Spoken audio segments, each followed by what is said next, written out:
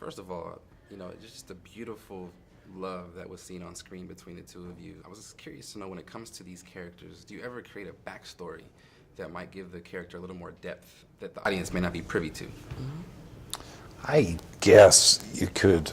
I didn't really, I'll be honest with you. Here's the scenario. I'm married to this beautiful woman, and she happens to be a woman of color. It's like, great, okay, Our first scene together was our bed scene, Hi, Olivia, I'm Liam. I'm Olivia. Get your kid off. We're in the sack, All right. Of course, there's many actors who want to know a whole backstory to it. It wasn't that important to me, other than the fact that he was crazy about her, or she was crazy about him at one stage, and they fell in love and got married, and they had this child together.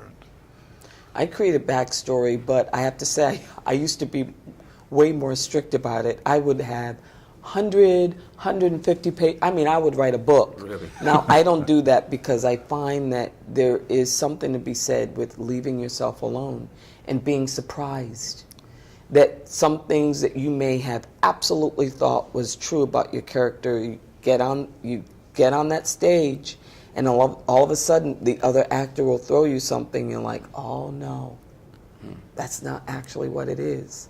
So I try to do that less. For sure. Steve McQueen, obviously just an amazing, amazing director and in person. Was there anything that you guys took away from the set that you feel like you'll be able to remember forever when it comes to working with him, or something that you learned from him? I loved his passion. I did like his vulnerability. Yeah. Viola's been talking a lot about vulnerability during the past interviews, and it's made me think a lot about that. And it's because you do feel vulnerable when you meet a director for the first time, because you're having to trust them. Yeah. Your face is going to be on that screen for 2 hours, whatever it is, But Steve was very, very unique. There's a part of him as a big teddy bear. You just want to go up and cuddle and say everything's going to be all right. And then he'll say something to you that he sees right through you. He kind of really sees you in a way that takes you by surprise sometimes, For sure. People have deemed, certain actors or directors as difficult, but Steve believes that he's, in particular, a little bit more passionate or critical about certain roles. Have you ever experienced, that difficulty when you actually look at it beneath its layers? You realize that this is just a true passion, when it comes to the love of the craft, whether it's with an actor or a particular director? Oh yeah, I do. I see it more and more now that I'm, older too, because I feel like I understand human behavior before.